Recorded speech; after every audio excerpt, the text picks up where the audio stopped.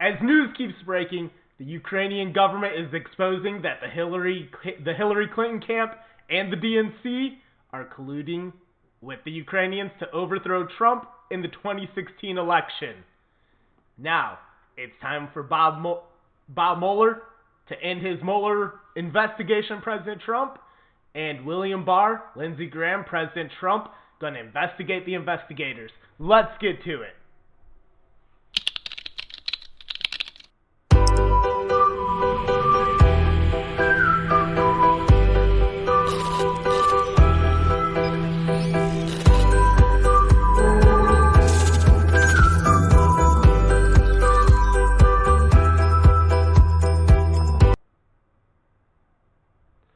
Welcome in, everybody. Sorry I missed my episode yesterday. I had a doctor's appointment. Obviously, I could not make it to do an episode. I hope you have your coffee ready. It's going to be a eventful show today. News breaking all over. William Barr had his awesome hearing in the Senate, and then also stood up the House committee hearing, which was awesome because he pretty much knew it was going to be a witch hunt in there, because the Democrats are getting fearful that William Barr is about to round some people up and put them in prison for this illegal witch hunt that was conducted by the Democrats. People, I don't think we understand fully to what extent of time of history we're living in. But we are living in one of the most historic events. The biggest scandal that has ever happened in United States history is going on in front of our eyes. A sitting president, and I mean by sitting, Barack Obama, attempted to use his DOJ and the Justice Department to overthrow a fair election in 2016 to make sure Hillary Clinton was going to be president, more than likely to save his own legacy, because he's that much of a narcissist. Just because he knew President Trump would come in and pretty much get rid of all of the Obama legacy, which he has. It goes to show we're watching something that is absolutely historic, and I think it's about to be exposed based on how William Barr was speaking and Lindsey Graham in the Senate hearing. A few key phrases I caught while watching that really seems William Barr kind of noticed that we're seeing a DOJ being abused and used in a way that hasn't ever been used. Think about the Watergate scandal. Think about that. The Watergate scandal for Nixon, the guy...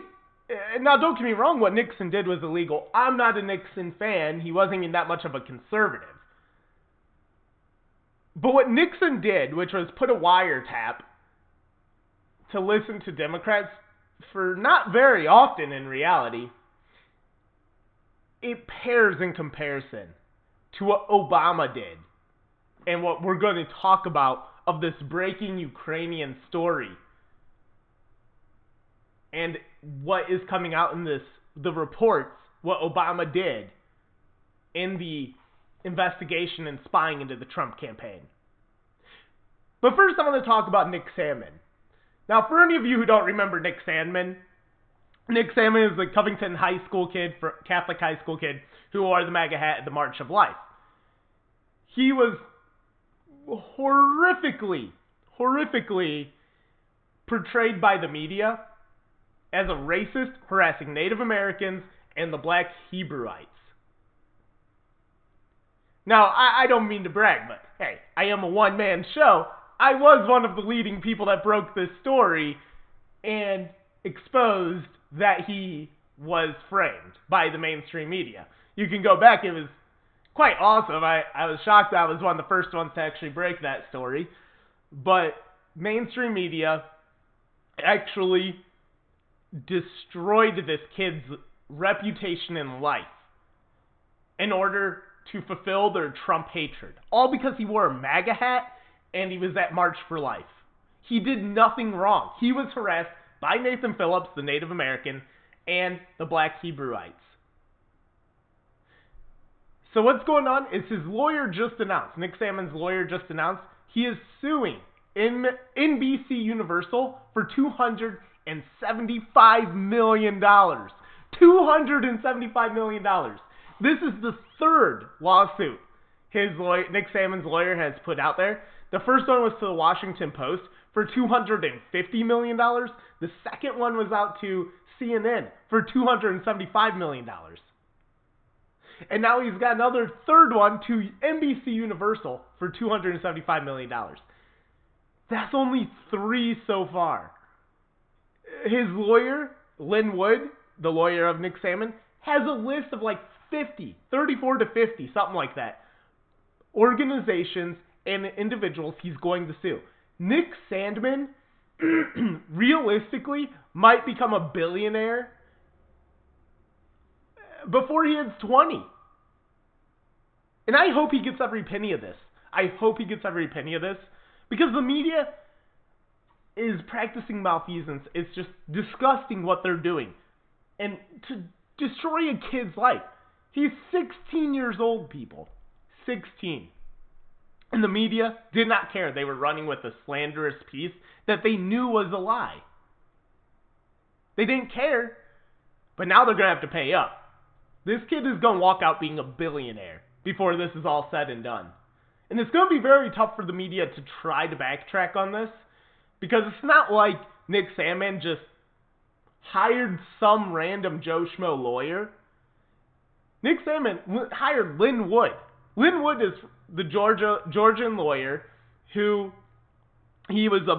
represented the JonBenet Ramsey. For most of you, I'm pretty sure remember the JonBenet Ramsey story of that horrific event of that poor girl being murdered. The beauty queen, that like 6 years old, I believe. And he represented their family because the media and the FBI were harassing the family because they were so stuck that was them who murdered her, which it turned out not to be because we have, 3 months ago, that a guy actually admitted to killing her finally. But this guy also represented, I believe, the Jackson family. He represented Herman Cain. Herman Cain was getting claimed in 2012 to have falsely slept around or something like that, and he represented him. This guy's a heavy hitter, and he's going to win. The media's probably shaking. This guy, he deals with high-profile cases. So the media is not going to be able to just drag this out and run them broke. Nick Sammond got a lawyer who has the money and has the ability and has the prestige to just run this out with the media, and the media is going to have to pay up. And it's going to be amazing. I'm happy for it. I am absolutely happy that's the case. Because a 16-year-old's life shouldn't be ruined by the media for a political agenda, mostly when he did nothing wrong but be harassed and support his political ideas, and obviously to save a life. Because, let's be honest, abortion is murder. Which leads me to Alabama. Alabama, they deserve a hand because what Alabama has done is amazing. Alabama has passed a law that is, it's House Bill 351, I think is what it's called. 314. House Bill 314 on the state of Alabama's House floor. They passed a bill called Human Life Protection Act. It passed 74-3. Now, it's going to move to Alabama's Senate floor, and it's going to pass because Alabama's pretty red, and obviously the governor will sign off on it. Now, what is this going to do? With it going to the Senate floor, if the Senate passes it through, it will then get challenged in the Supreme Court. The intention of what Alabama is doing is amazing. So what this bill does, first of all, it would outlaw practically any abortion unless it's to save the mother's life. If the mother's life is literally at risk, then abortion can happen. But outside of that, abortion is not legal on this bill. Now, what this bill would do is it would get brought to the Supreme Court, and this is the intention that they're thinking. It will get brought to the Supreme Court, where the Supreme Court will listen to it and have to then reinvestigate and reconsider its verdict from 1973 on Roe versus Wade. Roe v. Wade actually could go down for this. This bill could actually take down Roe v. Wade.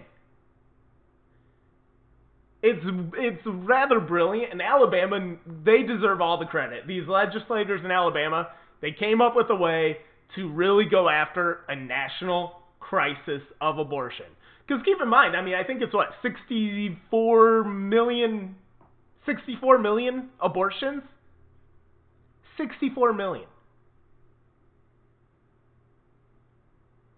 We have had more abortions, baby genocide, than Hitler killed Jews, than Stalin killed his people, Mao, well, arguably more than what Mao has killed. I debate that. I actually think that the numbers are a little hidden and skewed. Based on my research, I actually think Mao killed probably 100 million of his own citizens. See, Mao was crazy. But the Alabama bill, great job. Now, a Democrat representative in the state of Alabama, he goes on to the floor. I think it's, what's his name again? John Rogers. That's right, John Rogers. He goes on and he says the most disgusting things you could ever think of about abortion. And I'm going to play the clip. Now, it's tough to hear him because he's a mumbler. He doesn't speak clearly. But what he says in this one clip I'm going to show you is he says, either kill them now or kill them later. That's his argument against this anti-abortion bill. He's saying, well, why don't we just kill them now? Have abortion so we can kill them now, because you're just going to kill these black babies later in life anyways. That's his argument. Disgusting. Absolutely disgusting. It's pure evil what you hear from this man. So I'm going to go ahead and play that clip. There's multiple clips of this guy saying different stuff, and I'm going to play them all, so don't worry. But here's this horrific clip. All I'm saying to you, it ought to be a woman's choice. I'm not about to be, as a male, tell a woman what to do with her body. She has a right to make that decision herself, through rape or incest. Some kids are unwanted, so you kill them now, kill them later. You bring them in the world unwanted, unloved, then you send them to the electric chair. So you kill them now, kill them later. But the bottom line is that I think we should be making this decision. It's hard to watch this sometimes. And I get, the guy is really difficult to hear. I think it's kind of a mixture of he's just not an intelligent individual and he comes from Alabama, which he has that really deep southern accent and it's a mumble with it. It's a bad combination, but this is pretty much the gist of the most important part of what he said was, some kids are unwanted, so you kill them now or you kill them later. You kill them now or you kill them later. Horrific. Absolutely horrific. Now, I think he also goes into the argument of, you're going to give them the death penalty because they're going to be criminals because they're unwanted. And yes, I get. Statistically, you grew up in poverty, broken home, parent in and out of jail, you are an increase to be a criminal. I get that. I mean, I'll be a little open about this. I come from a lower income family. I come from a father who was in and out of prison, and he was not in my life very often. But that's not an excuse. It's not an excuse. I am not a criminal. Did it hold me back at times? Absolutely. Did it hinder me in my life? No. It ultimately did not hinder my outcome. And that's what he's saying. So he's pretty much saying, and that's why it strikes with me a little bit, is he's pretty much saying statistically I would fit in this thing that says you should kill me. Now he's pretty much saying, because I fit in this stereotype he's trying to label, I fit in this. So he's saying I should have been killed. I should have been aborted. Because statistically, I might become a criminal. Give these children a chance. Give them a chance. You don't just kill because maybe they come out to be a criminal. Maybe they come out and do bad things. You don't do that. Absolutely not. You give them a chance. Now, look, there's a difference. Do we have capital punishment? Absolutely. Do I agree with capital punishment? Absolutely. Absolutely. I believe the death penalty. I believe if you... Heck, I believe rapists should be... Child molesters should be getting the death penalty. I believe murderers should get the death penalty. By murderer, I mean somebody who's doing it out of viciousness. Not because of other protection or anything like that. You're just a crazy lunatic.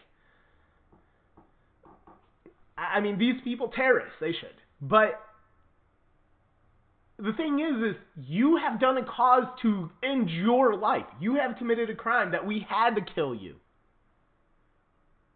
An innocent, unborn child does not deserve to be killed.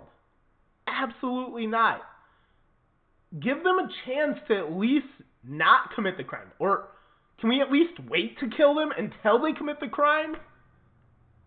Let's not kill them before they commit a crime, because what's the line now? I think you might statistically commit a crime, so we get to kill you now. It's insane. Now this guy goes on, and he bashes for retardation. He says abortion should be happening for retardation. If they come out retarded or if they come out disabled, we should be able to abort them. And here he goes saying this. Again, it is hard to hear, but this is what he says. The child will be retarded, head deformed, when you come here, and the doctor buys the mother. What about? It's disgusting. So in Iceland, they're killing off mentally challenged. I don't really like the term retarded. I like it for its meaning, but I mean, you probably, if you're a politician, shouldn't be outright saying it the way he says it. It's fine if you're saying it in a non-hateful way, but he says it in a hateful way, and I'll show you in a little bit. I don't like seeing politicians use it in this term. Not saying he can't use it, but, I mean, it just goes to show how ugly of a human he is. In Iceland, they're killing off mentally challenged children, unborn children, with abortion.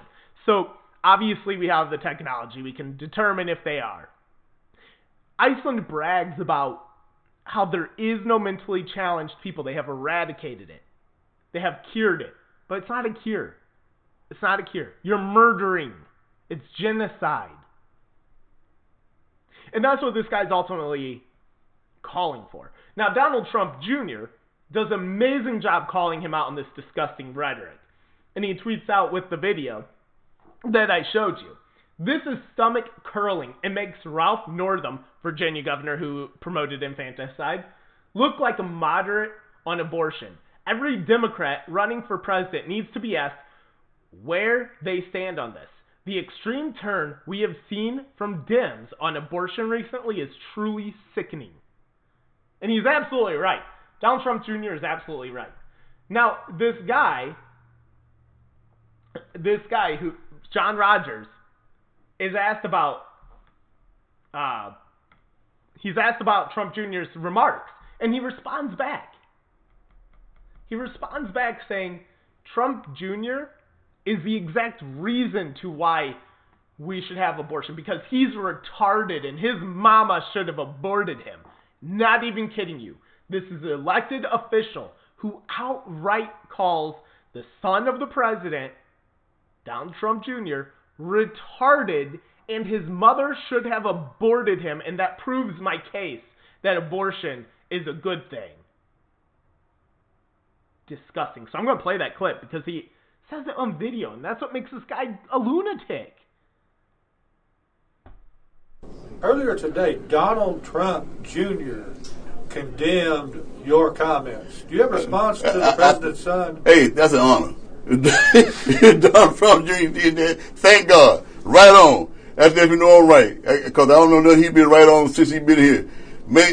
That proved the right to make a decision about abortion. Him being born, that's proved the right to. That's a very, very good defense I have for abortion right to him. Look at him and say, why don't you have aborted him when he was born?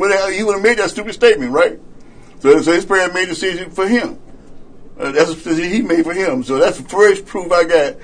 The mother had a right to have abortion. They made a decision to have him, didn't they? They could have aborted him. But they made a decision to keep him. Because he's evidently retarded. Crazy.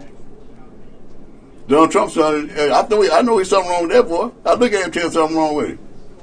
He should, hey, that's the best defense I got for abortion right there, looking at him.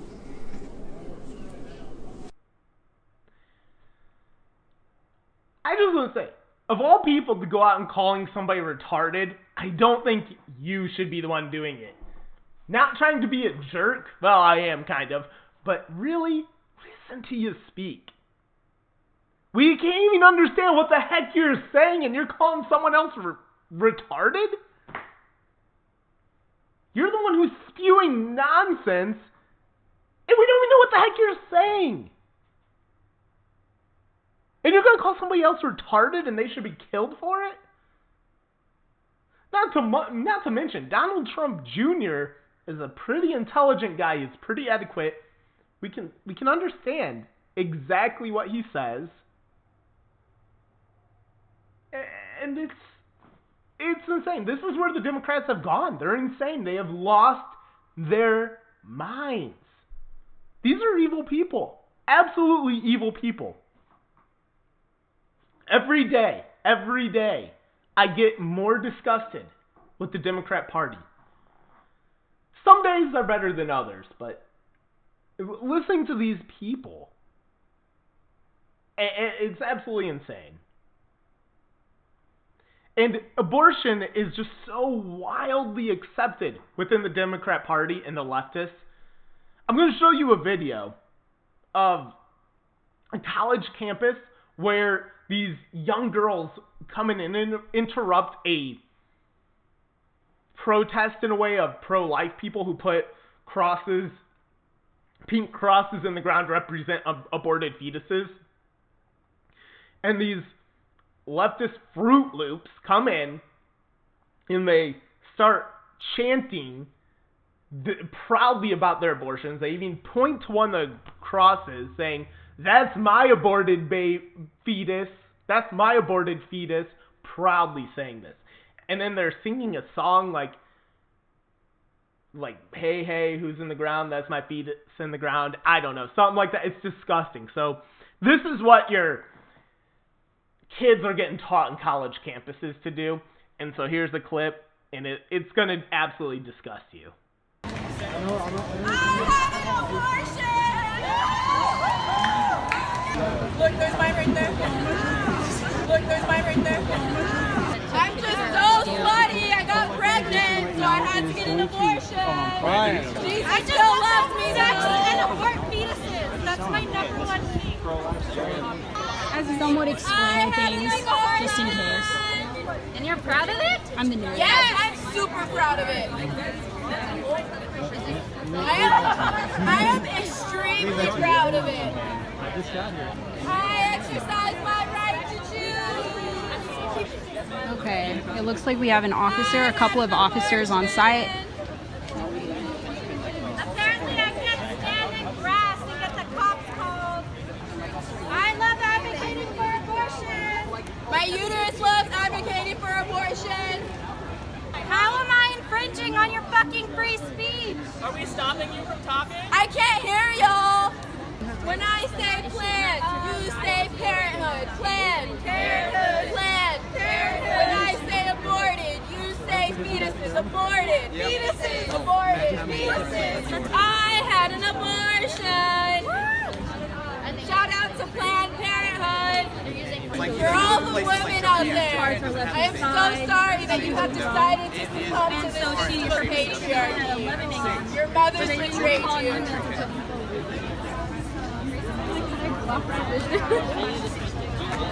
What if we kiss in the fetus graveyard? Stop, hey, what's that sound? All the fetuses are in the ground. Look, there's mine right there. It's absolute belligerence.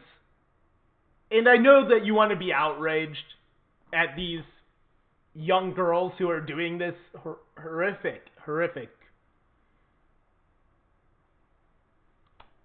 statements they're making. But you gotta understand, I actually feel bad for them. They really did have an abortion, I get it.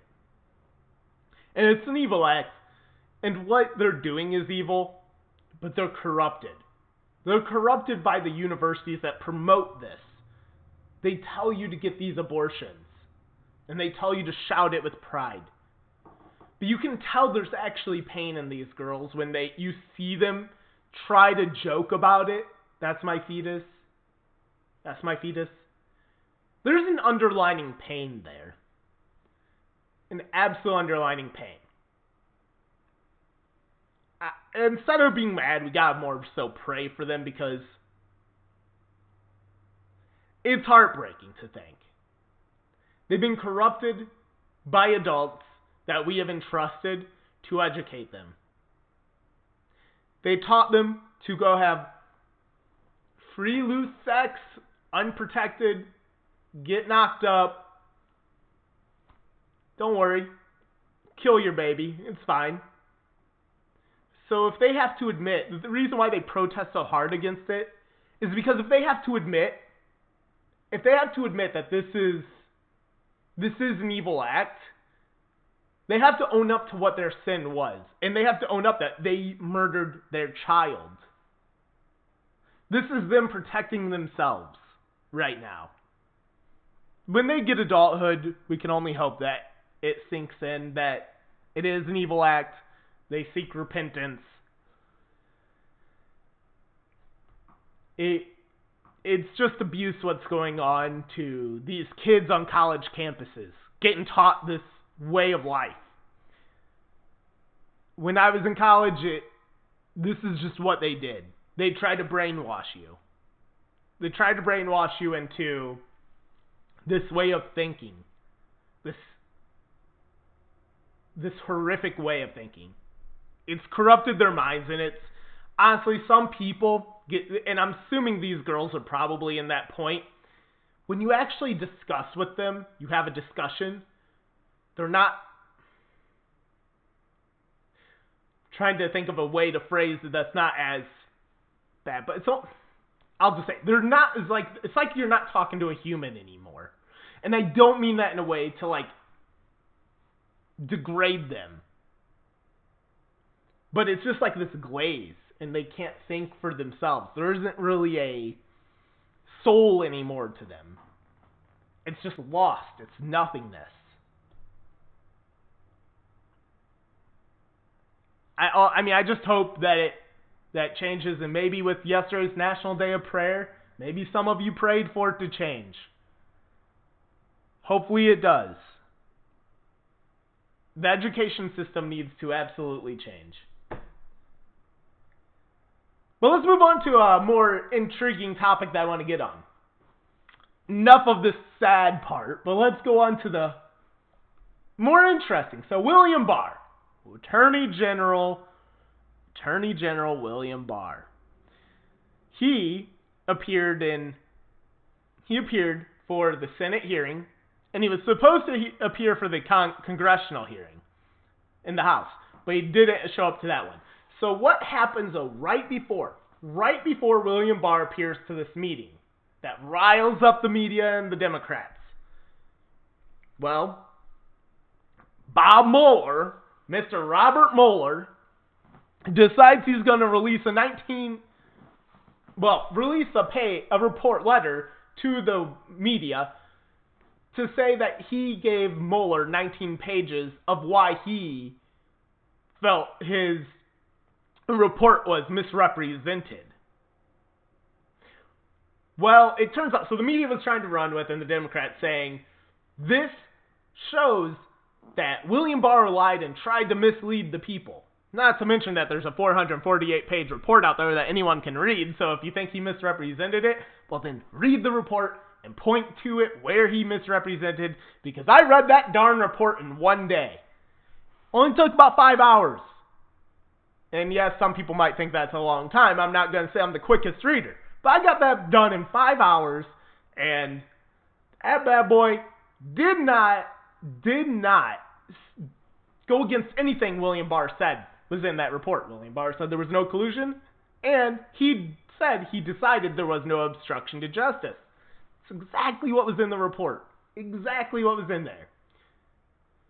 But not to mention, here's the interesting part. Mueller's 19 pages that he complained about, that he wanted released with William Barr's 4-page summary, was released in the 448-page report. So it wasn't even hidden to us. We can actually go in and read those 19 pages. And what was in those 19 pages? Pretty much nothing. So Mueller apparently complained, saying to the media that he wasn't misrepresented, because this is what he tells Barr. And when Barr calls him up and says, well, why didn't you just call me instead of release a letter to the media? Mueller says, well, you didn't misrepresent it, but I was upset that the media was going to misrepresent it. And then he said that this is where he was really upset with. That Barr's summary didn't catch his mood into writing the report. Not even kidding you. His mood. What a diva Robert Mueller is. I can only imagine Robert Mueller sitting at home in his office, writing up this report, listening to Adele, and saying, why didn't you say that I was listening to Adele?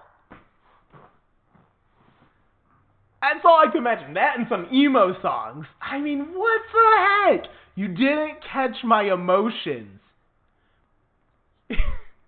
My mood. You're an FBI agent. You're an FBI director. Well, your investigations shouldn't have a mood. There should be no emotions. You should be so emotionally detached from this, it's not even funny. What a diva. And obviously Barr responds in the hearing saying, yeah, I am not going to talk about his mood. It's not my job. I'm Attorney General. Which he's right. He's absolutely right. Not to mention, if Mueller wanted to indict President Trump, he had all the power to indict President Trump. He didn't. He left it up to Barr because there was nothing to indict Trump on. It was all to spin a narrative. That's why he refused to indict Trump, and he refused to say he didn't do it either. He left it up to Barr, so it was Barr's decision. And during the Senate hearing, Democrats were disgusting displays. So Democrats were slandering Barr. Now, Barr destroyed them, but slandering Barr with such unprofessional, it's not even funny. And we see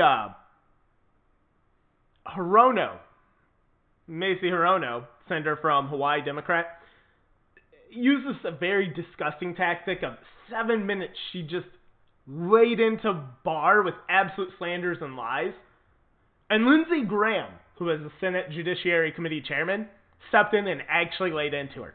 I I'm not going to show you the full 7 minutes. I'm only going to show you about 40 seconds, and it's mainly the end where Graham interrupts and says, no. But I want you also to catch into a few things that William Barr said. He said, how did we get to this point? So pay attention. No one in the media seems to be talking about this, not even the right. But that kind of stuck with me. How did we come to this? So here's this clip, and we'll get back to that. Well, if I find the clip. Here we go.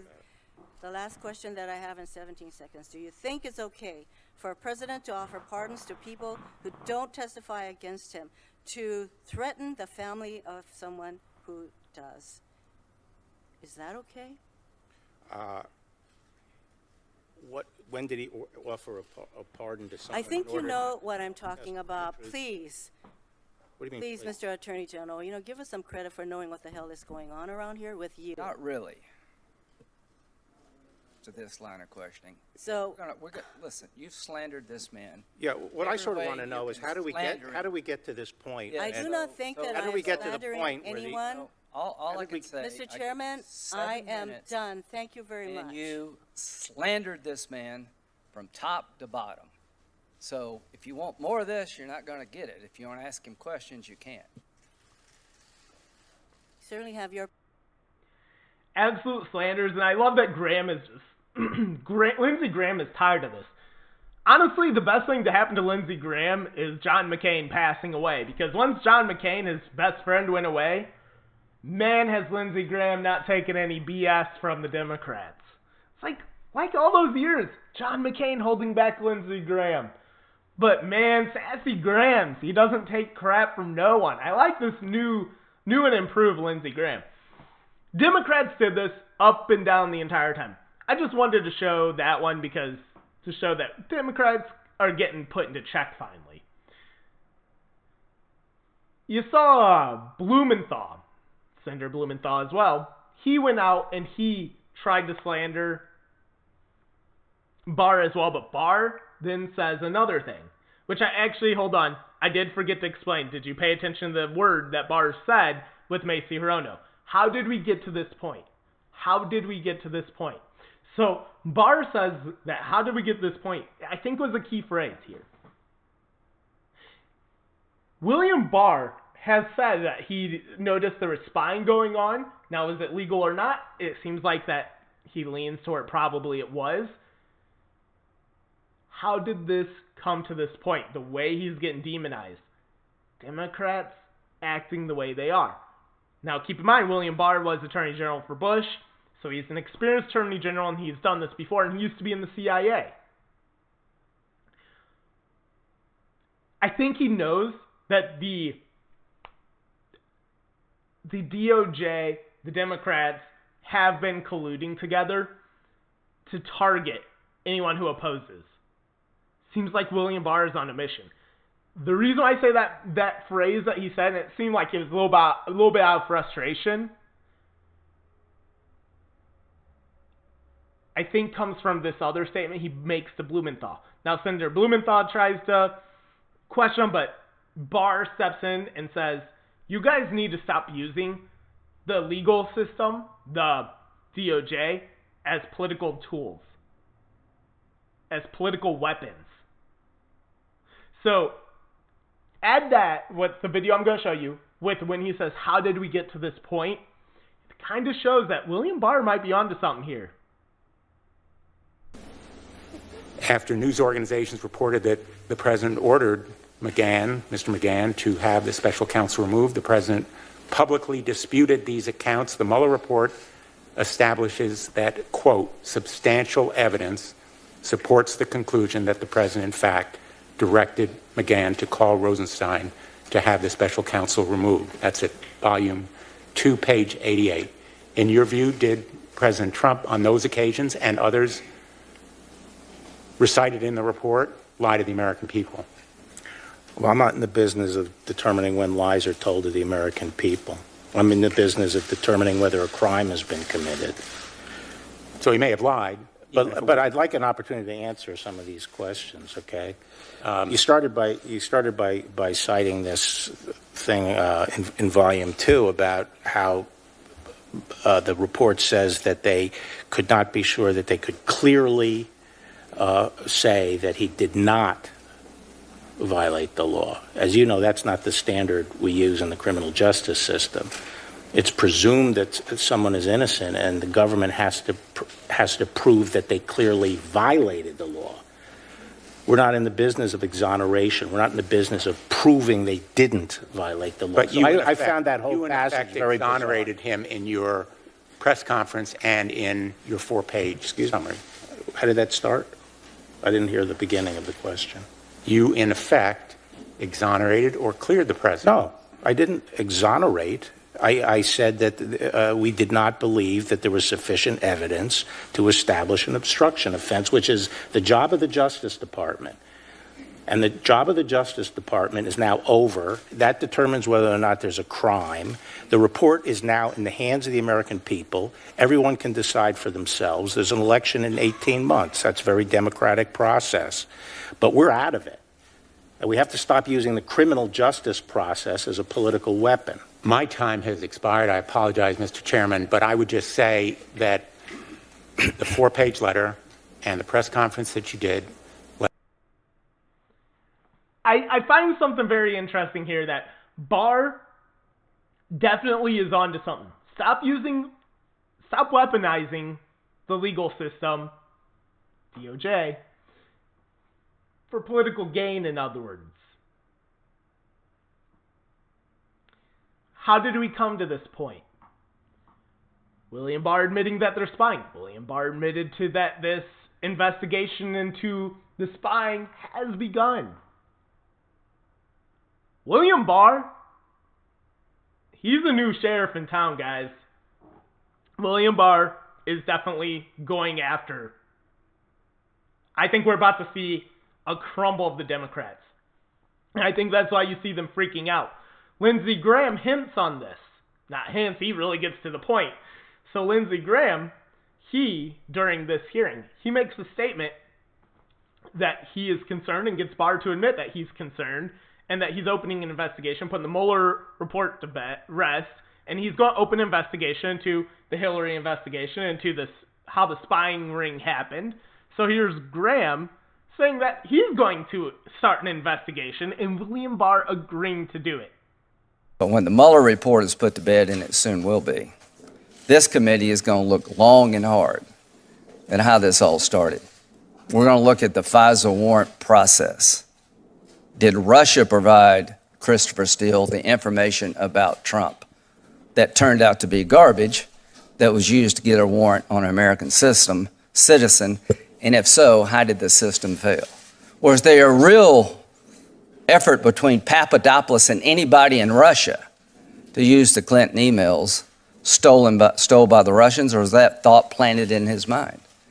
I don't know, but we're going to look. And I can tell you this, if you change the names, y'all would want to look too. Everything I just said, just substitute Clinton for Trump. And see what all these people with cameras would be saying out here about this. Lindsey Graham, he is going to go in with William Barr, President Trump. They're going to go after these criminals. Jeff Sessions was a coward and wouldn't do it. William Barr, he seems kind of angry, doesn't he? For any of you who didn't watch it, he was very frustrated and angry with the Democrats in particular.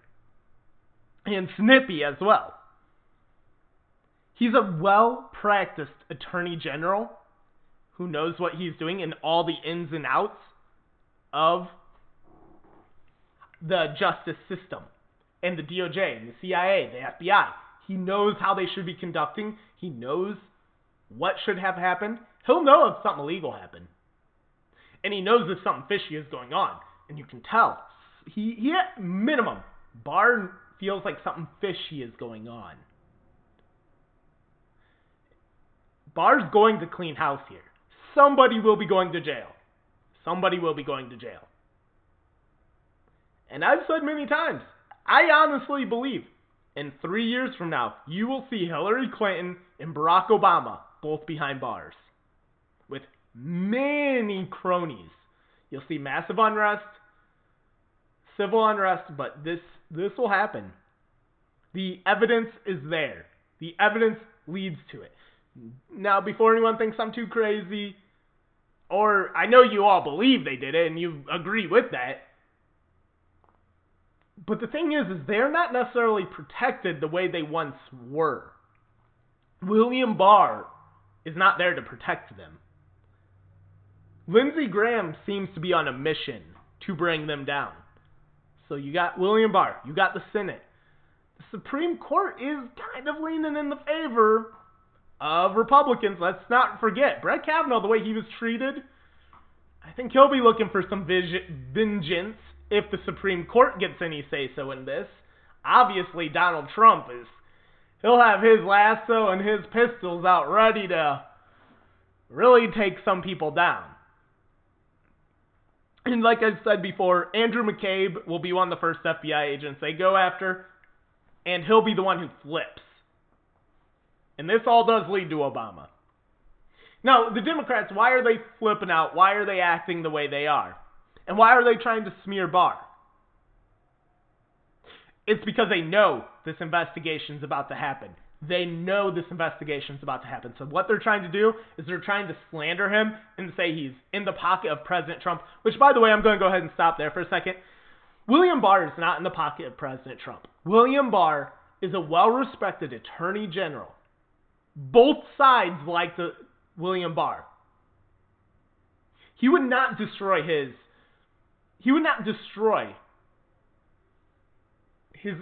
accredited credentials that he has, his respect, just to help President Trump. That makes no sense. Absolutely none. Why would he? Why would he? He's doing this because William Barr actually loves the Justice Department. He actually loves it. And I think what is going on is William Barr sees something and he does not like it, and he is here to clean it up. And Nancy Pelosi goes out and she tries to say he's lying, which, by the way, he's not. It's absolutely BS. Nancy Pelosi has no idea what she's talking about, and this is part of the smear campaign they're doing against Barr. So here's Nancy Pelosi making her ignorant statements. The connecting of the dots between Mitch McConnell, the Republican agenda in Congress, such as it is, the special interest agenda fueled by dark special interest money, that's what that hearing was about. It wasn't about technicalities. It wasn't about who wrote the letter and how he characterized the letter. That's interesting. But what is deadly serious about it is the Attorney General of the United States of America was not telling the truth to the Congress of the United States. That's a crime. And that just goes to show, Democrats are out there trying. So what does the House do? The House then tries to get Barr to come, but they refuse. Jerry Nadler, who is the Democrat House chairman of the committee, he wants to get William Barr to come in so he could have his staff interrogate him and question him, when William Barr agreed to only come with the congressman to question him. Nadler refused that. Nadler refused. Why is that? Probably because of multiple things. First of all, Nadler probably is rather insecure because William Barr he's pretty much smarter than everybody. William Barr is just a brilliant, bright individual. I'm not going to lie, I probably would be pretty intimidated having to question him myself.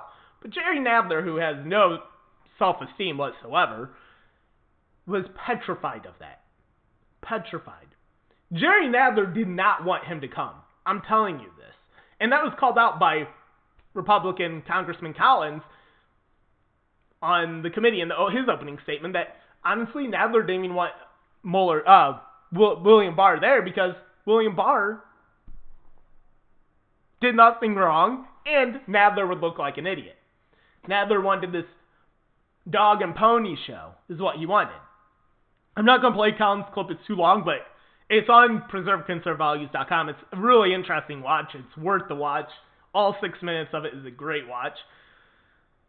But Nadler definitely was exposed for that, and same with the Democrats. Then you saw freaking Cohn come in with the Tennessee Democrat representative come in with a bucket of Kentucky Fried Chicken, which, by the way, Steve Cohn looks like that evil villain, but not the evil bad guy villain boss.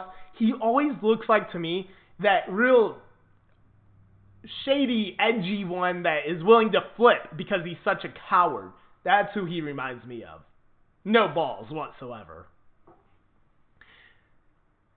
But anyways, Matthew Gaetz, Republican, congressman from Florida, during this House committee, he starts calling out Nadler because Democrats are not letting the Republicans' voice and they're silencing them in this committee.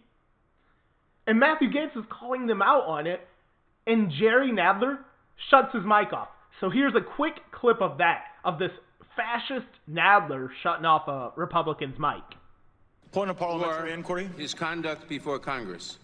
Nor does it conclude our efforts I seek recognition to compel production of the entire report and its underlying materials. The hearing, Mr. Chairman, and we'll do so with trampling minority rights. It's going to be, Mr. Chairman, where there is not going to be a recognition of members who seek legitimate inquiry as to the procedures.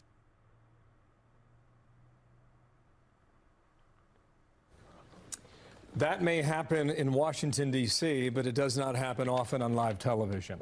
That was Matt Gaetz, a Republican you see from Florida, who was trying to interject toward the end there. But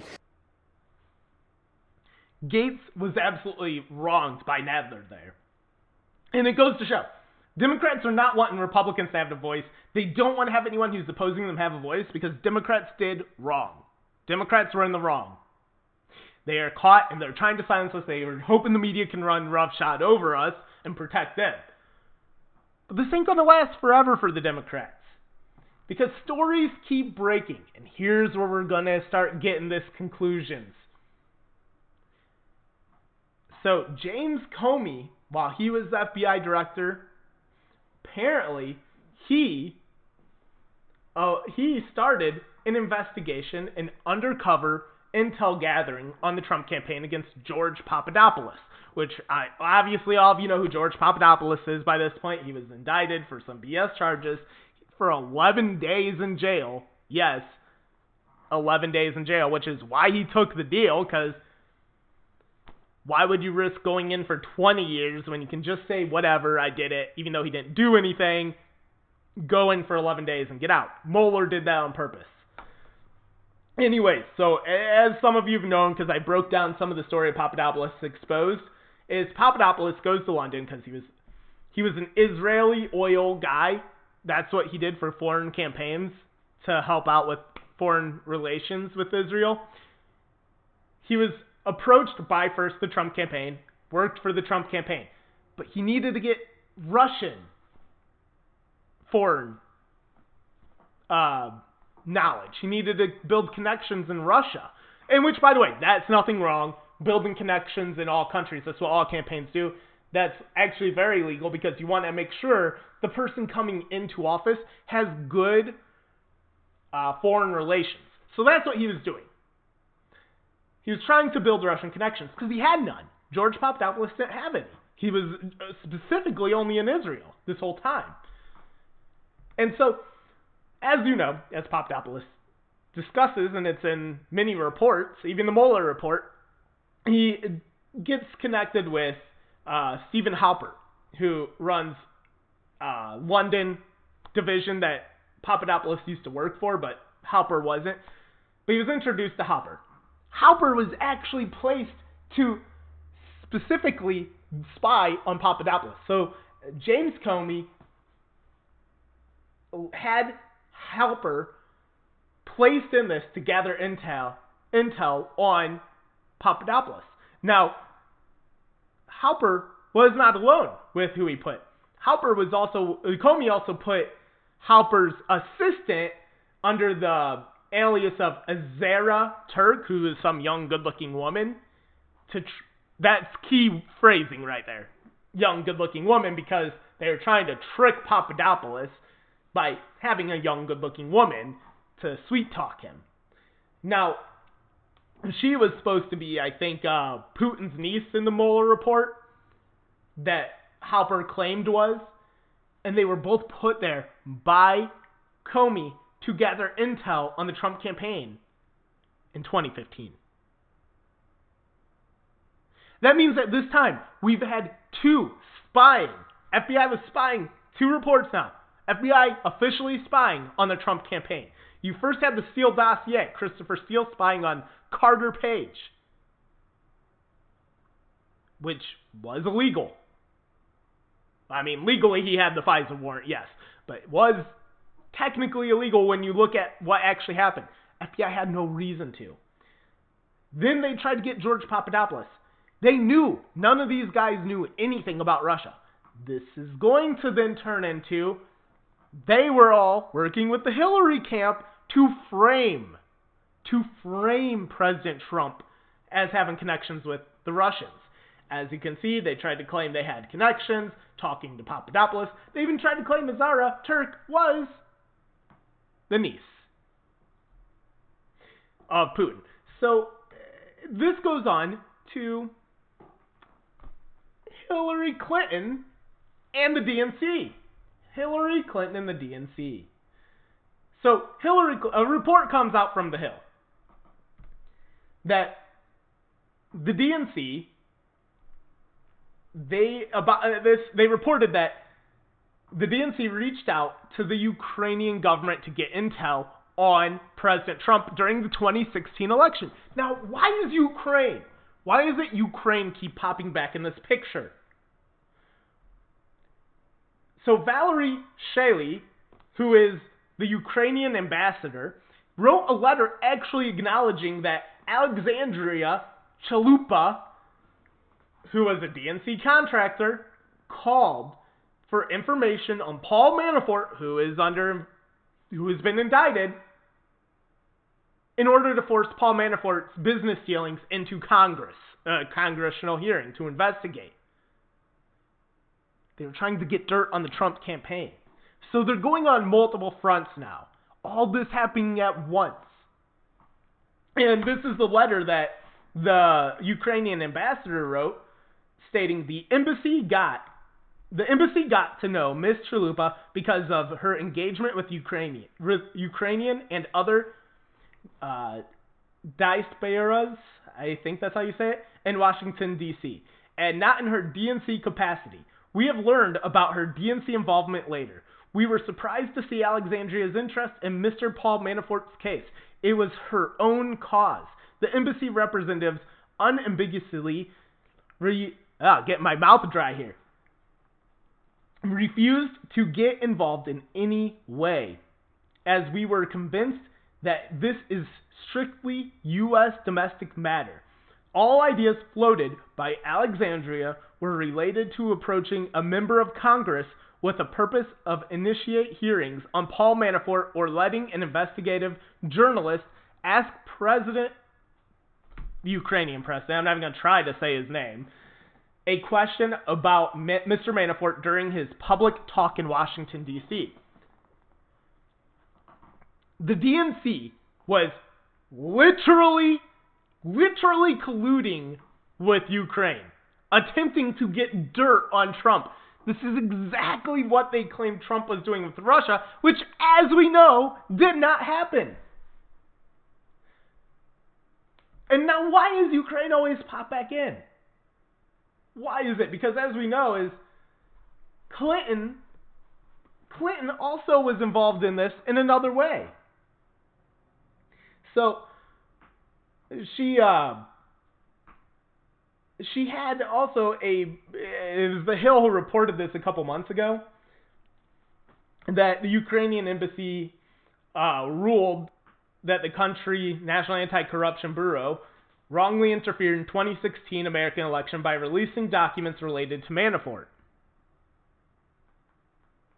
It was in a way to get this release of information they were giving was in a way to get Manafort to resign as the chairman to the Trump campaign in a very untimely time for Trump. And this isn't the only connection we have to Ukraine. So these are two instances of Ukraine, of them trying to get into the Trump campaign, to try to disrupt the Trump campaign in order to help Hillary. Now, why would Ukraine... I gotta take a drink of water. Hold on. Sorry, I've been talking too much. Losing my voice here. So why would Ukraine be so willing to help out the Hillary campaign? Mostly with Russia being a threat, and Russia clearly would favor Hillary as president over Trump, which is why I think they actually were trying to get people to not like Hillary, because they were thinking, well, if Russia hates Hillary, then they'll vote for Hillary. But why would the Ukraine want to help them? Because that doesn't make sense, right? Well, it kind of does. It actually does. So, Biden actually was using his political force, and same with Obama, to take away money from Ukraine. They were saying, we're not going to help fund you. Pretty much they were forcing them to fire whoever they wanted, do whatever they wanted them to do. The Obama campaign,